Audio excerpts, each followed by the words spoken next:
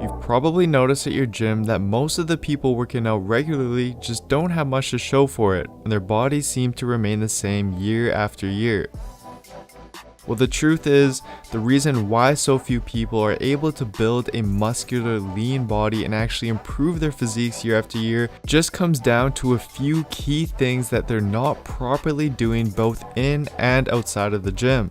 In this video, we'll discuss the training side of the equation and go through some of what successful gym goers do every single time they step in the gym for a workout.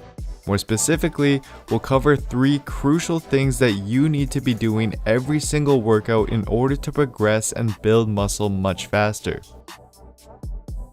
The first thing you need to do is log every single one of your workouts when you're in the gym. I remember back in the day, I never bothered logging what I did in my workouts and just went with what I felt like doing at the time. And the major problem that this causes is, well, let's use an example. This is Paul, aka your average gym bro. He's about to do 135 for 5 reps for what he believes is the first time in his life.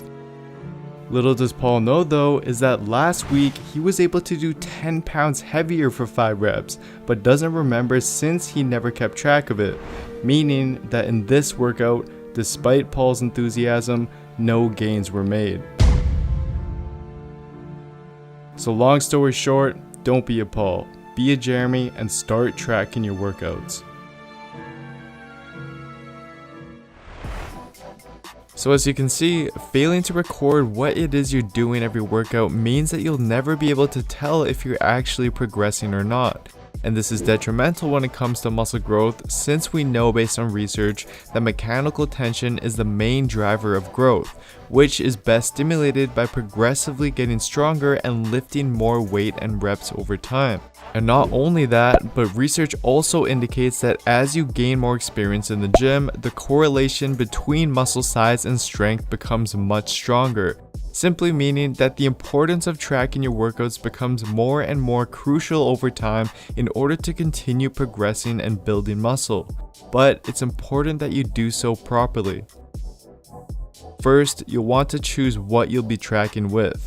For a very long time, I personally just used notes on my phone as it was convenient, but there's also more organized free apps out there that you can play around with. Next, although it's ideal to take as many notes as possible during your workout, the 2 main things you'll want to jot down are the weight you lifted and the number of reps you performed for each set of each exercise. You should also consider jotting down rest times, how difficult the sets were to perform, and if you switched up anything from the previous workout, such as an exercise swap or changing the exercise order. So for example, let's say you just finished with the bench press. What you jot down is the following. And then next week, you'll be able to look back at this log and you'll have a plan of attack as to the numbers you'll want to hit to beat last week's workout. Over time, these small weekly and monthly progressions will not only serve as motivation for you along your journey, but will also manifest into big physical changes as well. Another thing you need to be doing every workout is timing your rest periods, as this will play a significant role in how quickly you'll be able to build muscle and strength over time. Illustrating the importance of this is a 2016 paper that compared the effects of resting 1 minute between sets versus resting 3 minutes between sets. And as shown here, after 8 weeks, they found that the 3-minute group not only experienced significantly greater muscle growth, but they also got significantly stronger than the 1-minute rest group. Meaning that for you, you'll want to ensure that you're resting long enough between sets, more specifically for at least 2 to 3 minutes when doing compound exercises. Unfortunately though, what most people do instead is simply perform their next set when they subjectively feel ready, which is often only after a minute or so.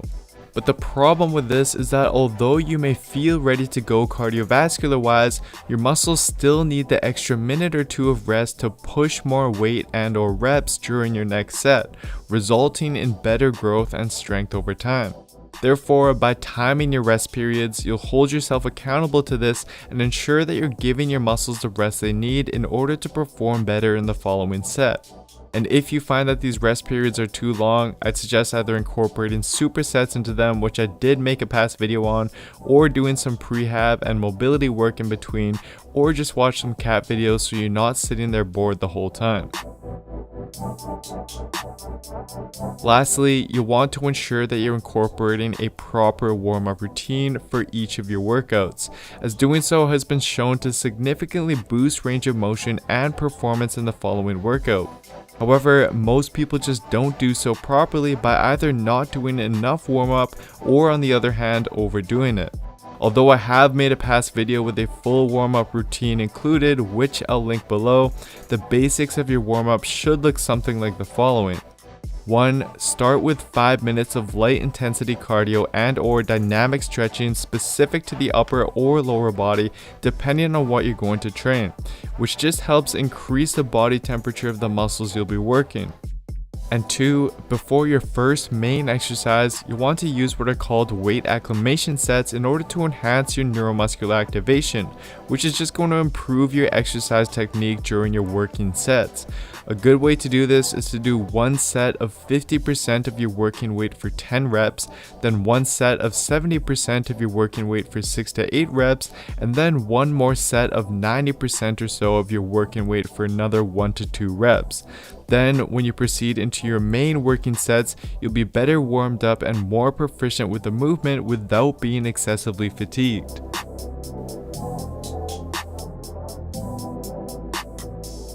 Although these 3 tips may not seem like much, if you're serious about maximizing your progress, then it's absolutely vital that you implement them into every single one of your workouts. I remember back in the day, I would basically just go with how I felt in the gym, which I think a lot of people still mistakenly do. But it wasn't until I started implementing crucial tips like these into every single one of my workouts that I started to see my body drastically change. And for an all-in-one, step-by-step, evidence-based program that shows you exactly how to implement tips like these into both your training and nutrition such that you can burn fat and build muscle as effectively as possible, then what you can do is simply head on over to builtwithscience.com and take the starting point analysis quiz to determine what program and what approach is best for you. Anyways, if you haven't already, please do give me a follow on Instagram. I post a lot more informative videos and content on there on a regular basis, which I think a lot of you will find useful. And if you enjoyed this video, then please don't forget to give it a like, leave a comment down below as to what other topics you'd like to see me cover, subscribe, and turn on notifications for the channel as well, as this all truly does help me out. Thank you so much everyone for your overwhelming support. I really do appreciate it. Hope you enjoyed the content, and I'll see you next time.